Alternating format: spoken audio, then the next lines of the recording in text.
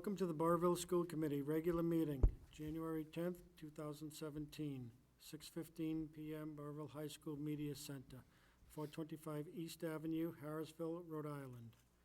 Members present, all. Please join us in the Pledge of Allegiance. Pledge allegiance to the flag of the United States of America and to the republic for which it stands, one nation, under God, indivisible, with liberty and justice for all.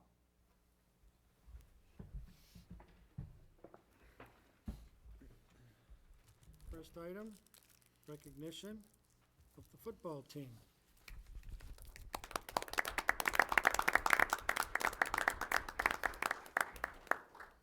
So normally we would ask you to step forward, but there's so many of you and you're such big guys. I think you can stay right there where we can see you all. Excuse me, Mr. Chair, you're not afraid of the big guys, are you? Yeah.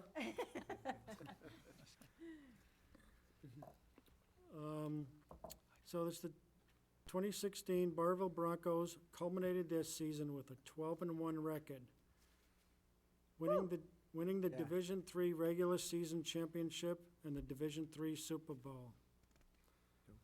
This places their program as having the most state championships in the history of Rhode Island high school football, with a total of 23. Wow. Very impressive.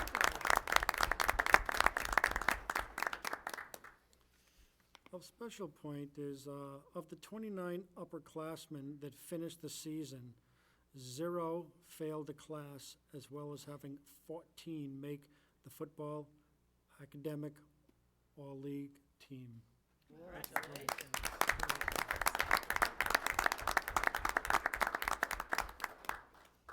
Gennaro, what you and the assistant coaches do for our players is much more than just win football games. You teach the value of teamwork and self-worth. You show them that education and their behavior on and off the field will lead them to many successes in life. Coaches and players alike make the school district and our community very proud. So I would like to present the plaque, probably Gennaro and maybe the other coaches. Sending the kids up. Oh, yeah, great. And if we would like to have you shake the hands afterwards, so once we present this. Get the presentation first, gentlemen. Get the presentation first. Get your presentation. All right, good, we'll do the presentation, then we'll shake some. Done a great job. Congratulations. This certificate is awarded to the Burrillville High School football team.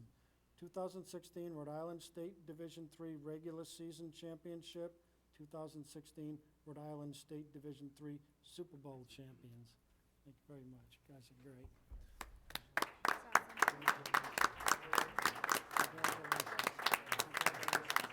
Could you ask the rest of the team to come up for handshakes, please? Good job. Nice job. Good job again. Thank you, Janelle. Appreciate it. Nice Good job. job again. Nice job. Nice job, guys. You make me proud. Good job, guys. Great job. You make me proud. Terrific. Good job. Go Broncos. She's very proud.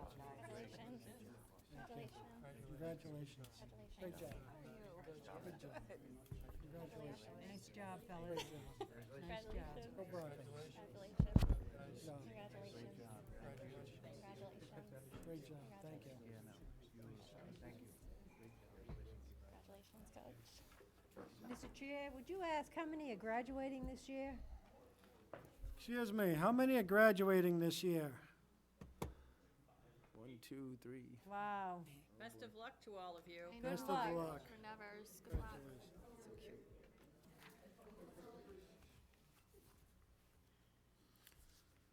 Okay. Nice. Go Broncos.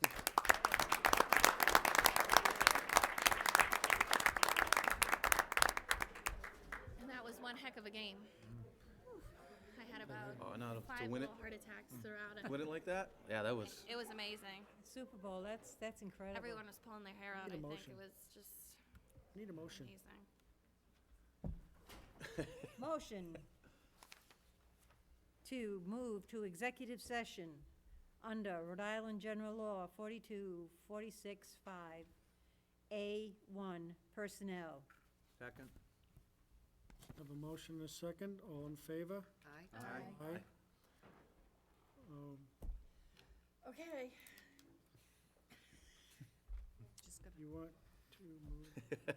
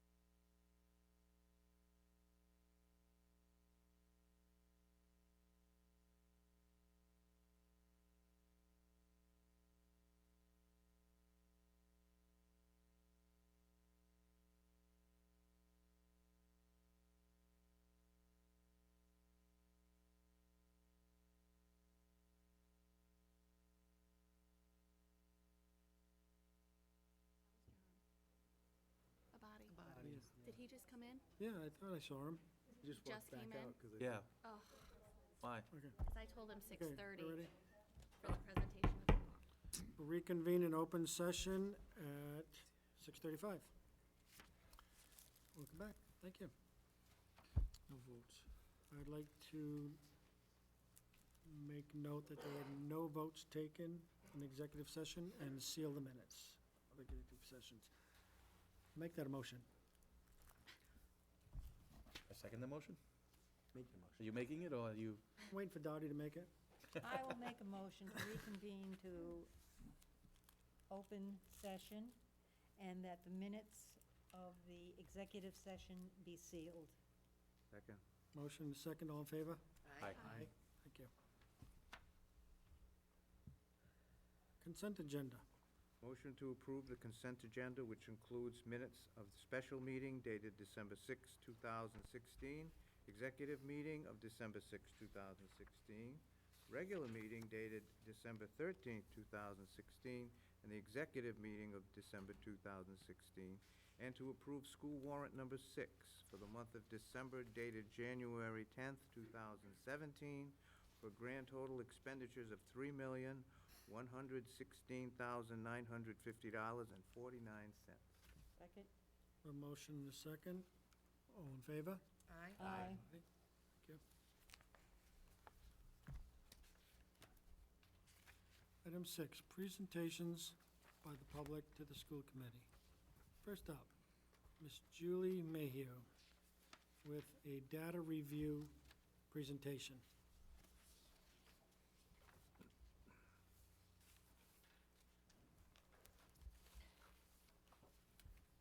Good evening, everyone. Hello. Good evening, Ms. Mayu. Excuse me. So this evening, my job is to do a very short presentation to share with you some of the accomplishments that have occurred over the past few years.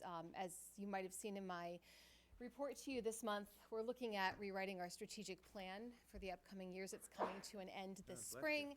And as we're writing the new strategic plan, we're thinking about the goals and objectives that were set forth in the previous strategic plan. And so it's a good time to look back at those and see how well we did in meeting those goals. So that's what tonight's going to be about. Just briefly, I'm going to speak to the aspects that relate to my job in terms of curriculum and instruction and assessment. So, Robin, you get the nod. Oh, good. There you go. So the areas that I want to speak to this evening are response to intervention, the curriculum development and common assessments that are online here at Burrillville, and also our technology integration and blended and personalized learning that we have put into place. So first I want to talk to you about response to intervention. So response to intervention is an approach to instruction that is individualized for each child. And the idea behind it is that as teachers, certainly we teach our curriculum and we work very hard to impart that to our students, but we recognize that at different points in their educational career, students may have difficulty with one area or another, or there may be gaps in their learning. And so the idea behind RTI is that when we see those gaps, we immediately address them so that they don't widen, so that they don't become bigger, so that we can hopefully keep students on track to be successful with the curriculum. And there are several aspects to that. So right now where we are is that each of the individual schools, K through 12, takes the time on a regular basis to analyze student data.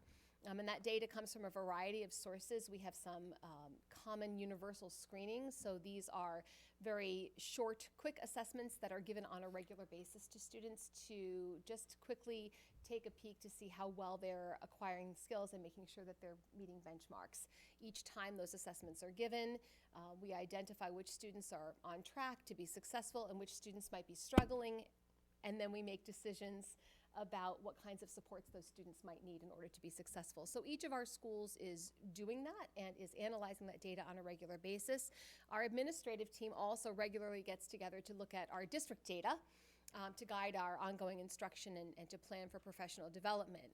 But we have a couple of things that we need to tighten up before the end of the school year this year. So the most important thing is a K to 12 universal screening. And what we're looking at is implementing a screening tool that is used consistently from grade K right up at least through grade 9, so that we can make sure that we're comparing apples to apples when we're looking at student growth. Right now we have, for example, a universal reading screening that's used in grades kindergarten through 5, but then we go to a different screening in grade 6, for 6 through 9. So we want to make sure that we've got one screening for ELA and for math that stretches across all those grade levels, so that we can see from year to year that students are continuing to make growth. So that's one of the items on our next agenda. We're also looking at some district-wide continuity of implementation of interventions and recording of interventions. So again, each school is doing its part and they're doing a great job. We want to make it as consistent as possible across the schools, district-wide, just to ensure that there's that continuity, especially in transition years from Levy to the elementary schools, and then from elementary to middle and middle to high school. So we actually have a team of teachers from a variety of different content areas, our special education staff who are working together. We're actually having a day next week where we're going to get together to tighten that up. We've started that conversation and we hope to have that finished. And then ultimately, our district data information system, which is Skyward, has a platform that will allow us to keep tabs on that data about students, and so be able to create a profile that will follow students from K through 9, so that we can see that, so we have evidence of that growth and evidence that students have been looked at and that we've continued to address their concerns and needs. All right. So in terms of curriculum, as you know, we've been working for a very steadily and thoroughly on getting all of our curriculum rewritten and realigned. Our ELA curriculum is in its 5th year of full implementation with aligned common assessments that are given in grades 3 through 12. We'll actually be entering a full revision cycle for our curriculum in this coming summer. And so that means that our current 4th graders are the first class that has had instruction in reading and writing and spelling and other ELA content that has been from day one part of this new curriculum. Our math curriculum is in its 4th full year of implementation, and we're going through a minor revision cycle with common assessments right now, which means that teachers are implementing common assessments, they're using them, and as they're encountering areas of need or areas that need to be tweaked, they're letting their leads know, and we're making those changes. Social studies is in its 2nd full year of implementation, and common assessments are under development right now for that content area. And science is in its pilot year of new next generation science standard aligned curriculum, K through 12. Common assessments are under development, and we're still doing some PD. Some of that is in collaboration with URI, some is in collaboration with our partners in the Northwest School Consortium, to ensure that teachers have access to their colleagues and to some updated professional development to make sure that that is being implemented accordingly. Thanks. So achievement targets was an area that we really talked about in our strategic plan, and I wanted to talk about that just briefly. So we're really proud of the fact this year that our juniors and seniors outperformed the state average on every section of the 2016 PSAT and SAT. That was some tremendous work on behalf of all of our teachers throughout the system, certainly, and it's nice kudos for the high school. And I would point out, too, that increase in scores on the PSAT happened even as the benchmark for the PSAT was raised. So that's good news. We are the only district in Rhode Island this year to be listed on the 2016 AP Honor Roll. And the AP Honor Roll, which I believe was also included in your packet. So in order to be placed on that honor roll, 2 things had to happen. We had to simultaneously increase access to AP courses by more than 6% because we're a medium-sized district. And also we had to maintain or increase the number of students who earned a score of 3 or more on their AP exams, and 3 is considered to be that college level acceptability, so the colleges would accept it for credit. And you can see 80% of our AP students in 2016 achieved a 3 or more on their AP coursework, which was fantastic. Our graduation rate in 2016 was 89%. Our goal from the strategic plan was 90%, so We're just there, right on the cusp. And I pointed out the fourth graders for a particular reason. So when we look at our district data, our fourth graders this year outperformed the district average in ELA content areas by 15%. And the reason I bring that forward is because I feel like that's a really important bright spot to shine a light on. Our fourth graders, as I mentioned earlier, are that first class that has been instructed with that aligned curriculum from day one. So when we look at the fact that their average overall was significantly stronger than the rest of the district average, it shows us that hopefully what we're doing with our curriculum is working. So. And finally, I wanted to speak to you a little bit about our blended and personalized learning that has been implemented along with our technology.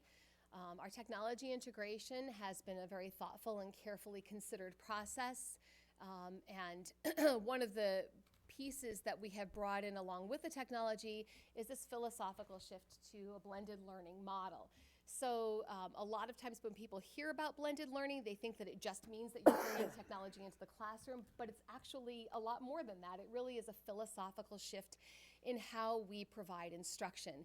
And what it does is it creates an environment where students are able to work at their own pace, where teachers are able to provide more support, where there's an increase in student choice in what they're doing and how they're doing it.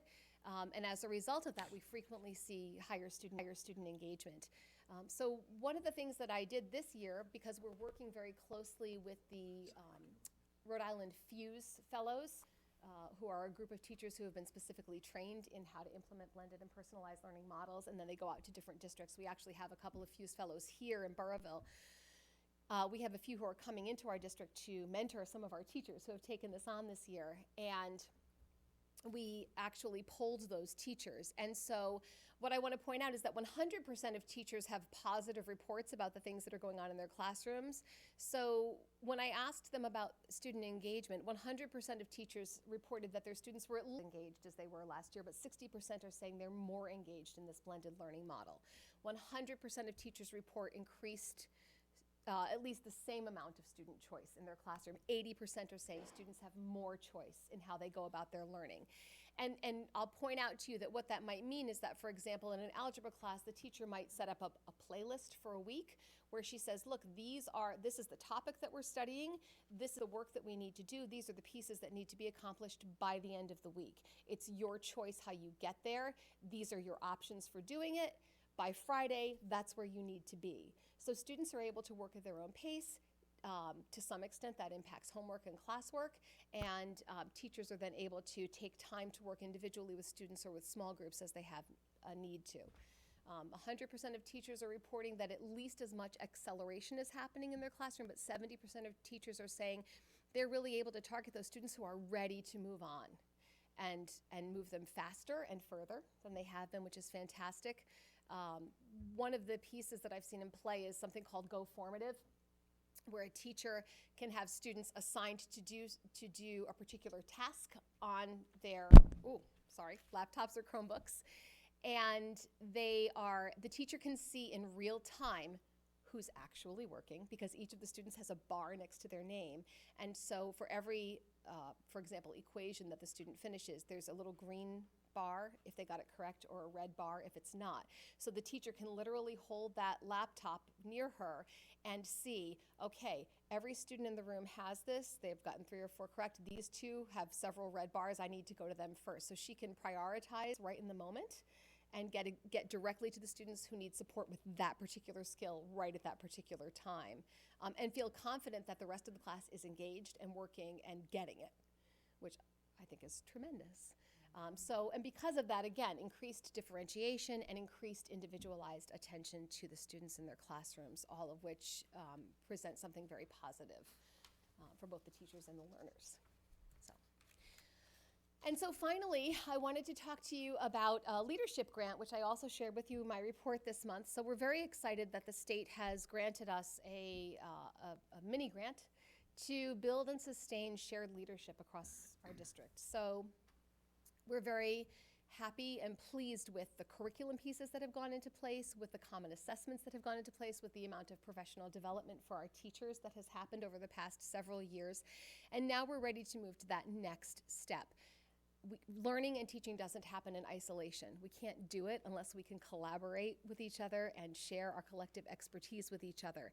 So it's critical for teachers to be able to do that, and it's critical for us to be able to bring the focus back to the teaching and learning that's happening in every classroom every day. And that can't just be about administrators walking through the classrooms and doing observations. It has to be about teachers being able to get together with their colleagues and see what others are doing and learn from each other and have the chance to reflect on their practice.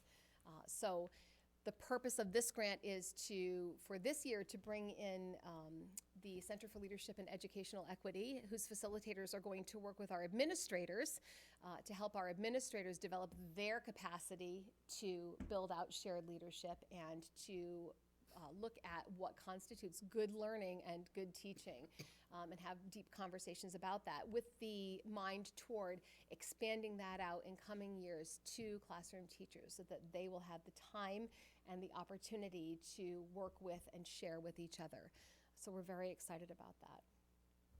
And that's what I have for you this evening. Are there any questions? Doing a great job. Thank you very much. Impressive, very impressive. I like that.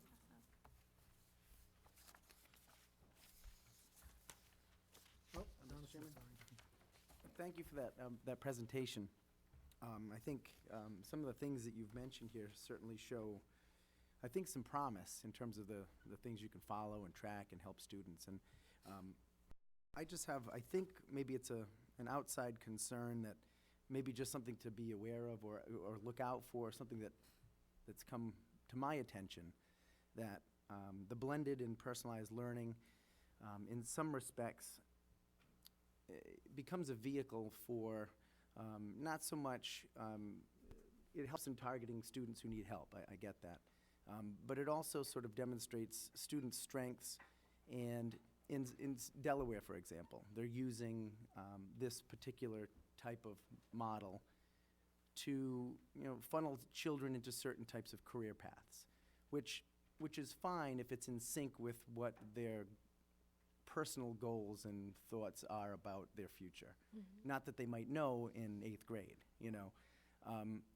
So the concern that I just throw out there is keep an eye out for that type of software that might sort of generate those types of paths for students that may not have even seen enough of the world to know that that's where they want to go. Because it seems like in Delaware by 8th grade, they've sort of isolated a certain number of tracks for students, and parents don't, or students don't really have any means by which to intervene in that process. So I'm not saying that that's part of what this is, because I'm not sure, but it sort of reminds me of what's been brought to my attention, that this is happening elsewhere. And I just want to make sure that it doesn't sort of overtake what's going on here, and just keep an eye out for that, because I'm sort of new to this stuff, and thank you for bringing the information to us. I appreciate it. Sure. And I would just say to you that I agree. I've seen some of the writing about what's happening in different states, and I think that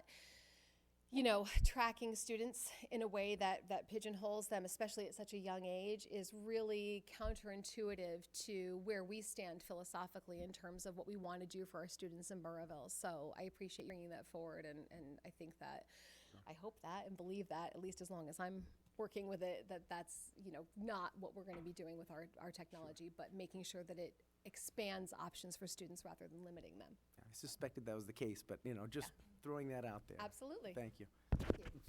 Anyone else? Sylvia? Julie, the leadership grant, Mm-hmm. how is that being implemented as far as logistics? So for this first year, the CLE people, the Center for Leadership and Educational Equity, they're bringing in a couple of facilitators who are going to be doing a 4-day Leadership Institute for the administrators in the district, and that will be spread out over, it'll be 2 days actually at the end of January, and then another in March and another at the end of the year. And so those days are going to be focused on basically learning how to give and receive constructive feedback, how to look deeply at student work, how to look at teaching and learning, and think about what practices are having effect on students, and which ones we can learn from and build upon. Then in between the Leadership Institute days, the principals will be also engaging in classroom walkthroughs what they call learning rounds. So think in terms of in a hospital where doctors, as they're learning their craft, go through rounds with professional doctors who already know their craft. And so the principals will be working, for example, as a group to visit each of the schools and go through multiple classrooms so that they have opportunities to see the kinds of teaching and learning that's going on in all the classrooms, and then have a chance to debrief and talk about it and say, point out the things that really seem to be working and having strong effect. And then depending on whether more grant funding becomes available in the second year, ideally we would continue to have our facilitators with us. The plan would be then to expand it out to our teacher leaders and to those who have already taken on again, the idea that the state wants is for us to expand out that shared leadership model. So our teacher leaders will be the second year, going through the process again of walking through classrooms and going through those instructional rounds and engaging in that feedback and those conversations with the administrators or perhaps on their own. And then in the third year, we would branch that out. By the third year, for sure, we would no longer be dependent upon any grant funding. The idea would be that we would have a strong enough foundation with our own administrators and with our teacher leaders in the district to then share out that learning with the classroom teachers and make that model get into effect. So the fact that we're having problems with substitutes. I'm Will very that mindful of impact that, on- absolutely, yeah. So, one of the aspects that we'll be working on this year while we have our facilitators with us and as we're learning from other districts that have done this is thinking about how we might find ways to create and carve out that time without causing chaos with substitutes, right? And having to depend upon substitute coverage, you're right, because it's something that we're always thinking about. So, Thank you. yeah, you're welcome. Thank you. Thank you very much. Thank you very much. Yeah, very good, yeah.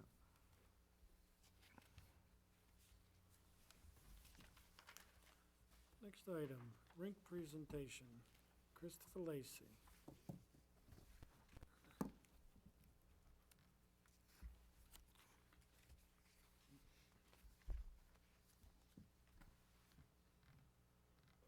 Okay, the reason why I'm here tonight is to ask the school committee to let me go out for bid on putting an addition on the rink for locker rooms, for the Nichols locker rooms. I gave you all the benefits of the addition. You all read it. If you got any questions, you can ask me. I've been to the fire department to make sure I can put it there. I've done all the groundwork. Bill's helped me put a rough drawing together. It'll have to be a finished drawing. At that point, I will send it, we'll bid it just like we bid everything else. What work I can do myself, I'll do the work myself.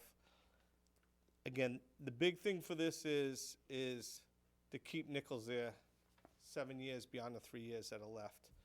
Because they're gonna build a rink someday, but I don't want them to leave to go to another rink because we refused to help them with locker rooms. So we gave you the financial pieces.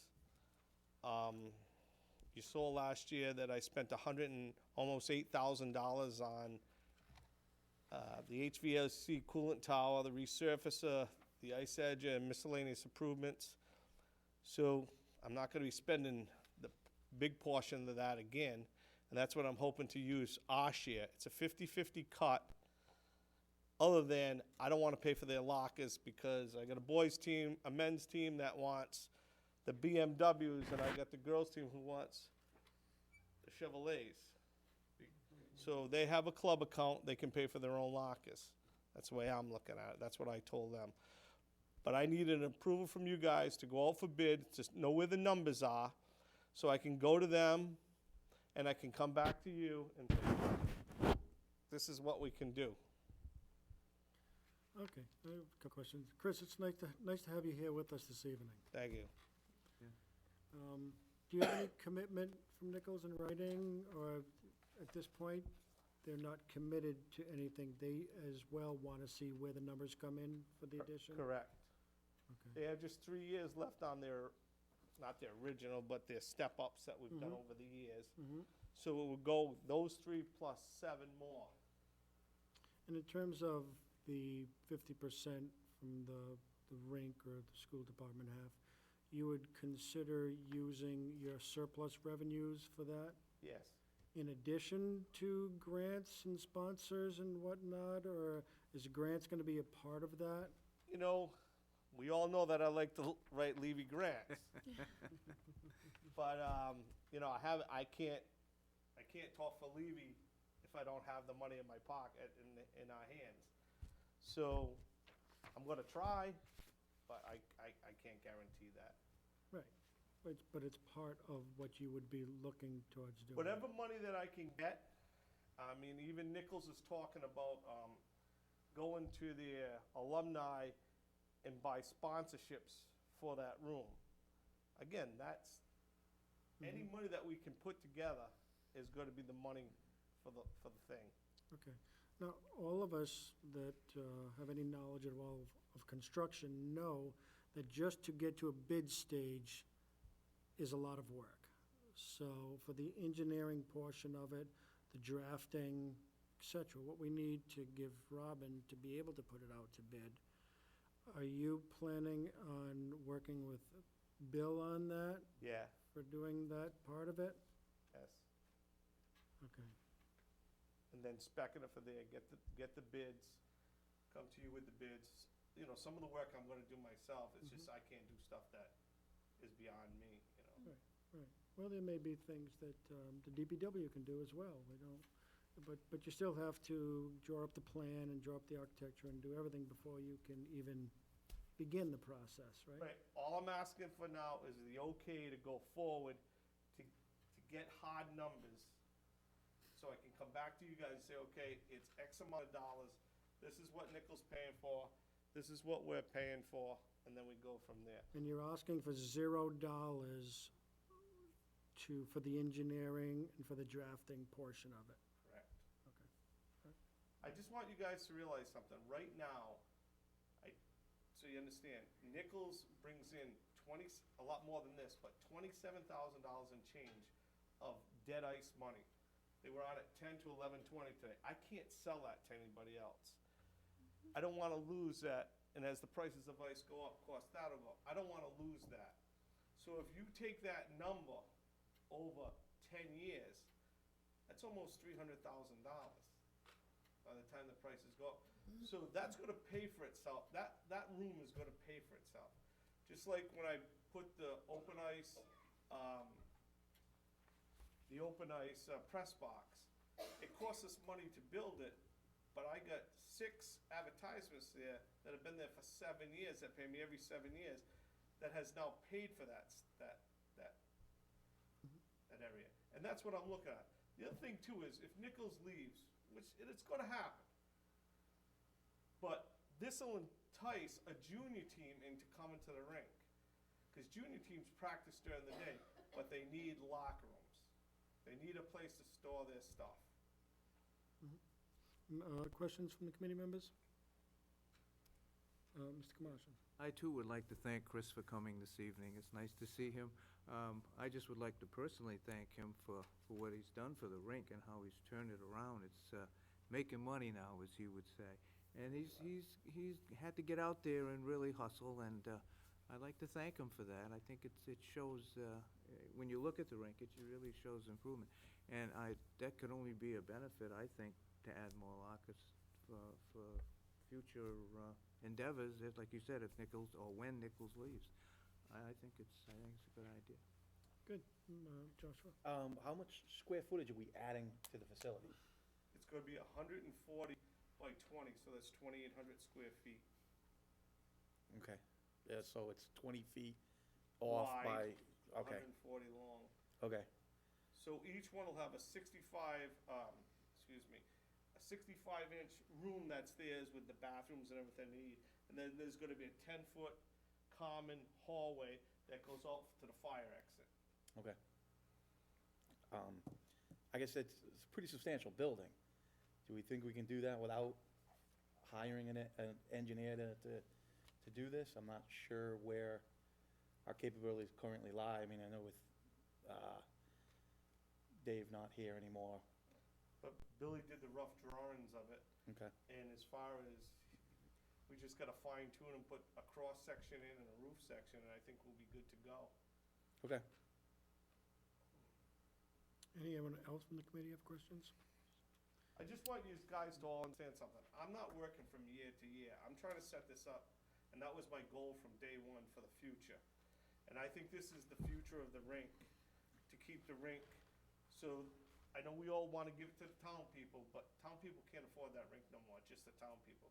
We have to go outside the town to bring people in. No, and I'm not against the No, I'm plan. I just mean, not- the plan is a great plan. I just don't want to see us, nickel and diamond, not do the right thing if we want this section of building to last and, you know, we don't want to, No, you it's know, gonna be a block building. okay. And the block building where the locker rooms are now, it'd be much different than that locker room, I can tell you that. I mean, there are some mistakes here, and I wasn't around back then, that was way before my time, but Right, well, I don't want to see mistakes happen with it. We're going to put on a substantial addition. I want to make Josh, sure it's right. everything I've done there so far. Yeah, I'm just, I've dotted the i's and crossed the t's. Okay. Because even buying the first machine after this school department got killed for years on machines, and I went out and bought a machine the right way, lease to own, so if you get a lemon after 3 years, you can take it back and Get start away, all yeah. over again, and it's worked out well for us. no, that has. I mean, that's a great option. So, Donison, you have a question? Sure. Chris, and again, thank you for everything you've done over there. It's, it's good stuff. These locker rooms would be specific to all just rink activity? This wouldn't be used for other purposes, or? it's gonna be used, well, it'll be used for Nichols. It'll be their locker rooms, but I'm sure when graduation comes, to be honest with you, they're gonna ask, the high school's gonna ask me to use those 2 locker rooms for the kids to get ready instead of coming here and get ready. Cause we have talked about that numerous times, about just having the kids over at the rink area instead of, so I'm sure it'll be used for other things, I mean, but it's gonna be Nichols' locker rooms, so when season starts, it's their locker rooms. Right now, we're pushing them all over the place to take showers and everything else, because especially the women, they don't have anything available until they walk down the corridor to locker room 4. Yeah. So it gets kinda tough. Because I mentioned it in sort of in the thought being that we may, I'm not sure if we have any locker issues in other sports with the additional manpower, like for like the football team and that kind of stuff. It's a conversation to have sort of outside of what you're talking about, if it's just, Well, what you know, we rink do, stuff, Don, but- just so you know, the football team uses the boys' varsity room and the girls' varsity room. They bring their stuff over on Thursday night. And okay, they use it for the whole year, Thursday and Friday, Saturday, and then they move their stuff back out. And we did that to stop the cost of the busing from the Callahan field up, right. okay? There are times when we're not working on the locker rooms, we also let the lacrosse team do it. Because the high school gym can only have so much. So we have made the locker rooms available to other teams, if that's what you're asking. It sort of is, because I know that some people have approached me saying they're concerned about the space, and I didn't know if this is an opportunity to have that discussion. When we're talking about locker rooms, is there a way to build that into the discussion so that moving forward, you may not have to juggle with those issues? You know, I'm just throwing it out there as a Like I thought. said, we've made concessions for the football team, for the field hockey team at times, and some of the other teams, if something comes up where they really gotta have a place to go, if the referees need a place to get dressed for a game, we let them come into the rink, we give them a place, you know. We do whatever we gotta do. Yeah, no, and that's not so much for you, but for us, to sort of think about, when he brings up the idea about lockers and some of the limited space, you know, just moving forward, it's a discussion that I think may need to be had Yeah, at some I point, so. agree. but I agree. That's all. Does anyone else from the Thank committee have any questions for Mr. Lacy? Nice job. So I think at this time I would entertain a motion to allow Mr. Lacy and a facilities person to draw up some plans that are, so that Robin could send it out to bid. So they'll need to be at a certain So moved. Second. motion, and a second. All in favor? Aye. Aye. Any discussion? Hearing none, all in favor? Aye. Good. Thank you very much. Thanks, Chris. Thank you, Chris. Good job, Chris. Good job, Chris.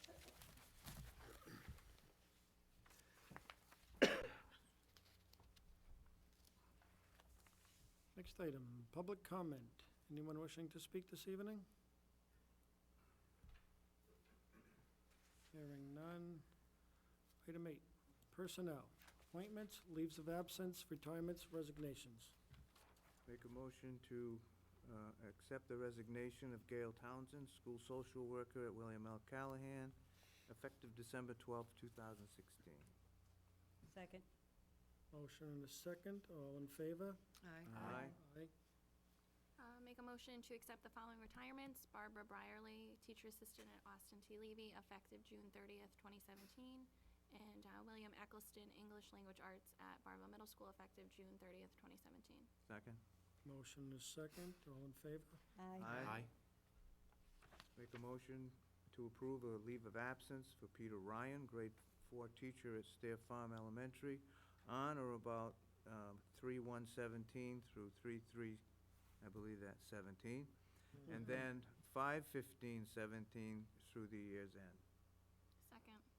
We have a motion and a second. All in favor? Aye. Aye. Appointments.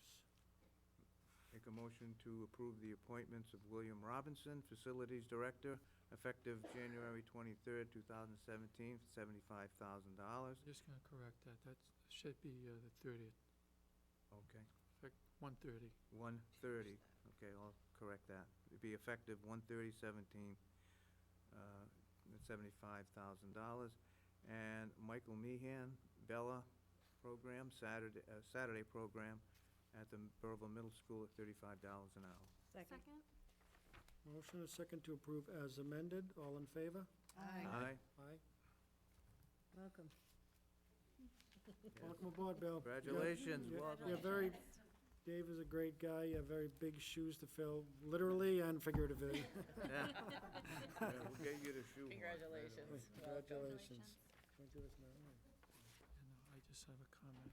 Okay, I just want to just let the committee know that Bill hasn't had any time to think about this position. He's been working the last 2 days for us and for the company that he's currently employed by, because we had a problem with our boilers at Levy, and we were talking early this morning, we were talking late tonight.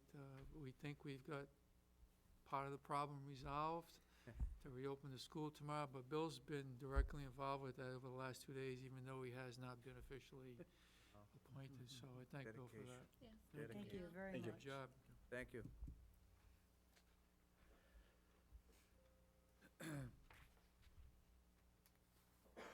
next item, old business.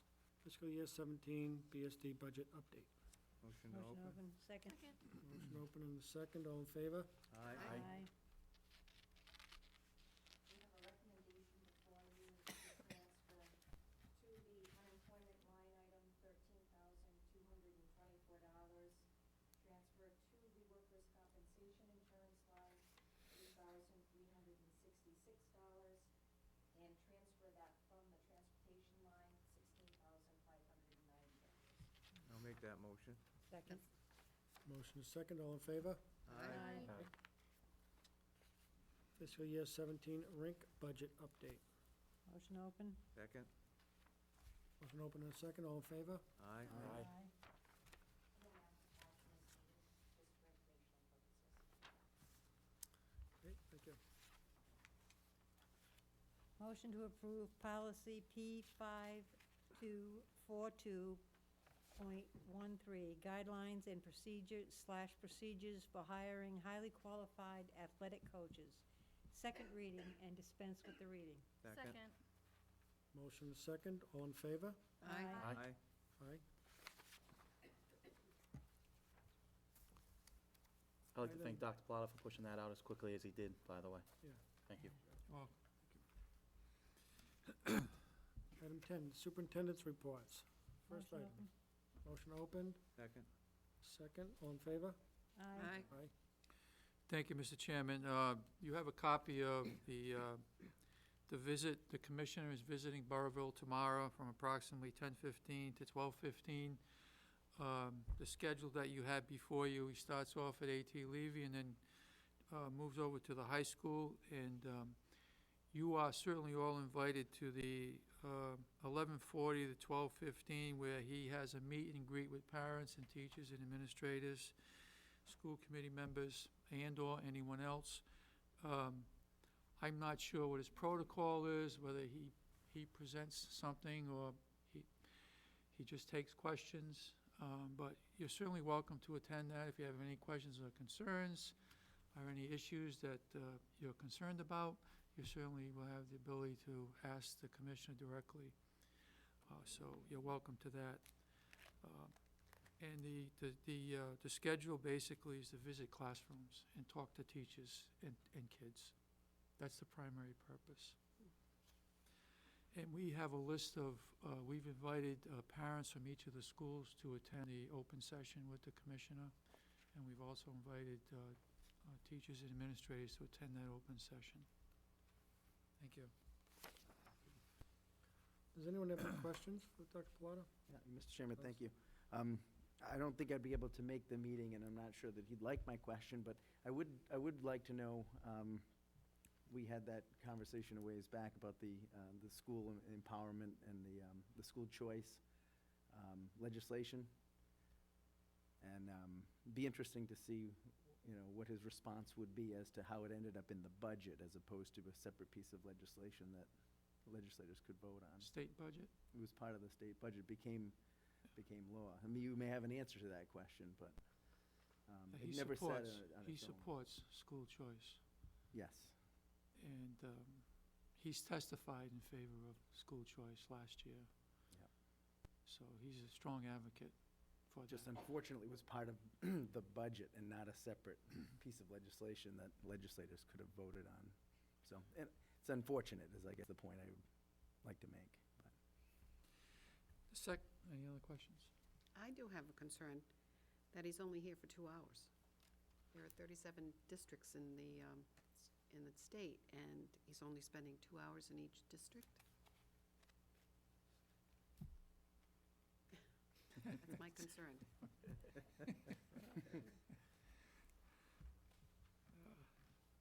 Anyone else? It's quick. The second issue is the joint meeting with the town council is January 23rd at 7 o'clock. Once again, at the Jesse Smith Library. And all are welcome to attend that. As in the past, the town manager will present a PowerPoint presentation, and then I will present a PowerPoint presentation. And that's basically just informational for the town council, school committee, and budget board. So you're all invited to attend that. Thank you, Mr. Chairman. Thank you. Any questions? Hearing none, we'll I do. move. Oh, so- Will this concern approving the contract? No, that's tomorrow evening. Okay. Tomorrow. Item 11, administrators' reports. Motion to approve accept and approve the administrator's report. It'll come. And with thanks for their hard work and their teachers as well. It's very, very good. Barring any questions or comments from the committee. Second? Motion is second, discussion? I just have 3 really quick things. I just wanted to wish the high school robotics team good luck. They're going to compete for their 10th state championship title on February 4th, so wish them all the luck. I saw the robot the other day, and it's very interesting and dynamic, and I don't understand any of it, but I wish them the best of luck. And then reading through all of the packets from all 5 schools, I saw a reoccurring theme of community service over the last month, I think with the holidays. So at all levels, I mean, students visited Overlook, they did like holiday photo booths for a fundraiser, they visited San Barano, did food donations, the list went on, but I saw that throughout all the packets. And then good luck to all high school students. Next week is exam week, so study hard. Thank you. Anyone else? Okay, next item. Vote. Gonna vote on that? Okay. All in favor? Aye. Aye.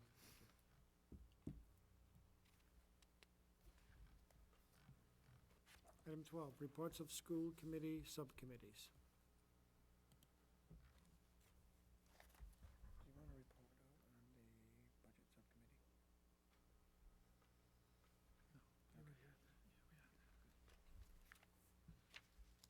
Next item, 13, correspondence, communications.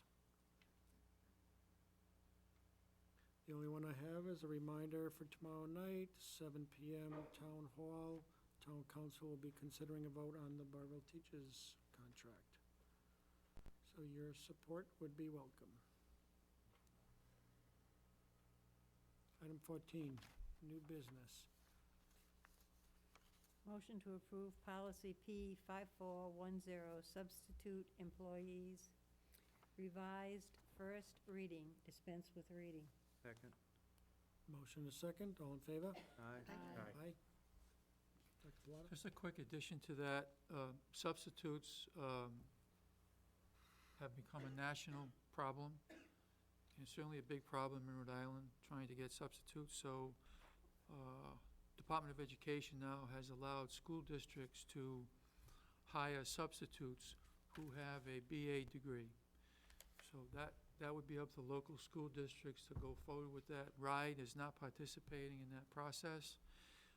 So I believe I sent you a copy of a letter that I sent to parents.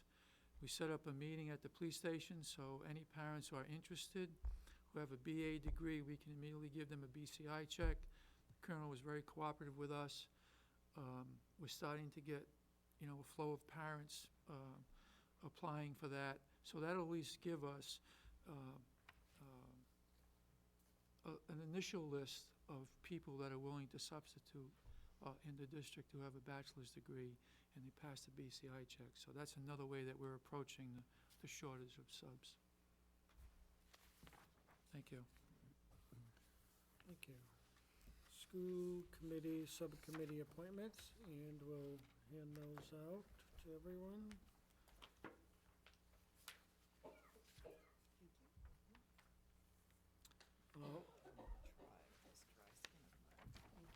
Point of notice on this is that anyone can attend any of the school improvement team meetings. So we have people that ask for particular ones, but anybody can join in on those. Thank you.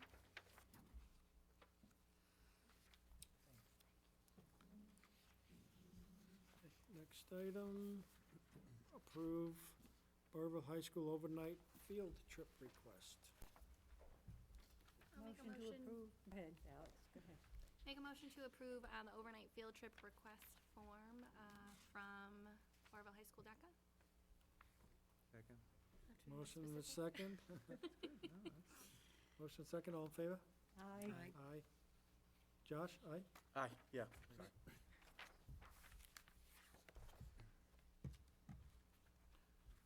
Item 15, committee on agenda items. Hearing none. Item 16, pending issues. We have nothing to add, nothing to remove. Item 17. Motion to adjourn. Second. Motion to adjourn. And a second, all in favor? Aye. Aye. Aye. Aye. Thank you, everyone.